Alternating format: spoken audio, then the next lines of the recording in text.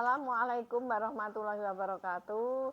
Perkenalkan, nama saya Rina Mulyanti, mahasiswi STPMD APMD jurusan Ilmu Pemerintahan. Di sini saya akan menjelaskan tentang pengertian desa.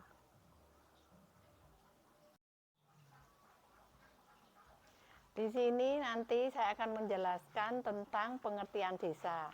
Dasar hukum dari desa ada dua. Undang-Undang Nomor 6 Tahun 2014 tentang desa. Yang kedua, PP Nomor 43 Tahun 2014 tentang Peraturan Pelaksanaan Undang-Undang Nomor 6 Tahun 2014 tentang desa.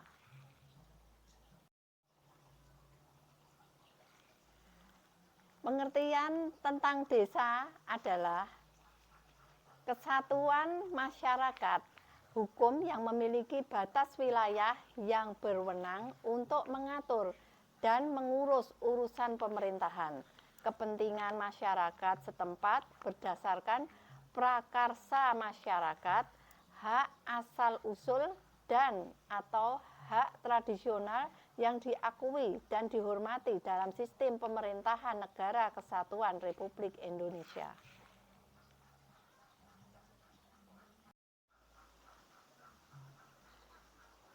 Para pemirsa, adapun perbedaan desa dan kelurahan adalah yang pertama desa. Desa berada di wilayah perdesaan. Dua, dipimpin oleh seorang kepala desa yang dipilih langsung oleh rakyat. Yang ketiga, otonom. Yang selanjutnya adalah kelurahan. Yang pertama adalah berada di wilayah perkotaan. Kedua, dipimpin oleh seorang lurah yang merupakan PNS, diangkat oleh bupati atau wali kota dan berfungsi sebagai perangkat kecamatan. Yang ketiga, tidak otonom. Selanjutnya tentang wewenang kepala desa. Yang pertama, memimpin penyelenggaraan pemerintahan desa, mengangkat dan memberhentikan perangkat desa, memegang kekuasaan pengelolaan keuangan dan aset desa, menetapkan peraturan desa, menetapkan anggaran pendapatan dan belanja desa, membina kehidupan masyarakat desa, membina ketentraman dan ketertiban masyarakat desa, membina dan meningkatkan perekonomian desa, serta mengintegrasikannya agar mencapai perekonomian skala produktif untuk sebesar-besarnya kemakmuran masyarakat desa. Selanjutnya tentang hak kepala desa.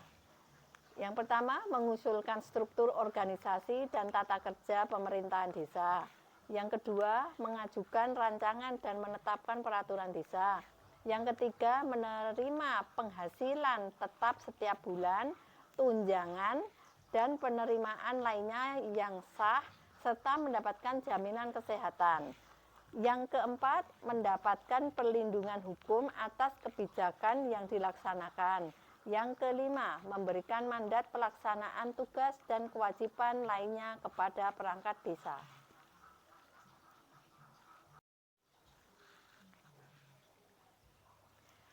Kemudian tentang kewajiban kepala desa. Yang pertama, menyampaikan laporan penyelenggaraan pemerintahan desa setiap akhir tahun anggaran kepada bupati atau wali kota.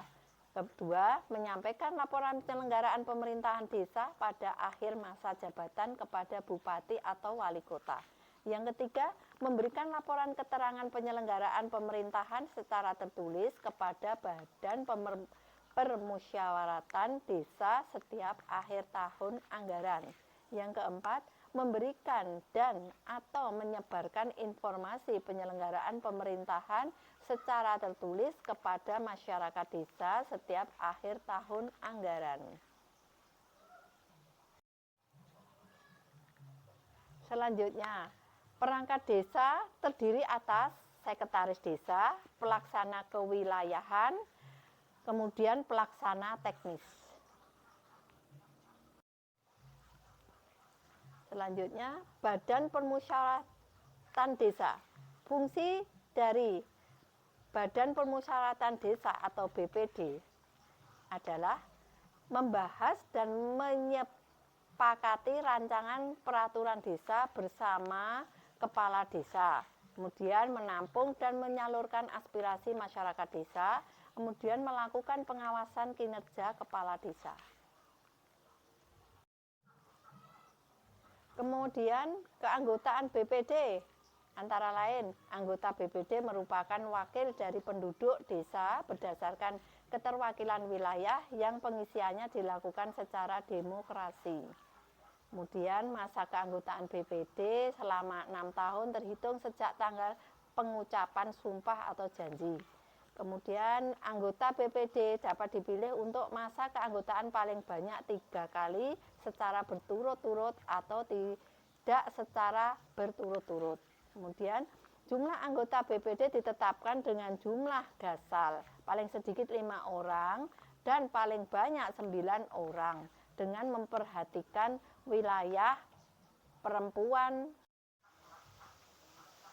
Demikian sedikit pengertian tentang desa yang saya sampaikan. Semoga dapat bermanfaat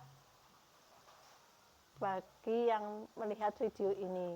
Terima kasih atas perhatiannya. Wassalamualaikum warahmatullahi wabarakatuh.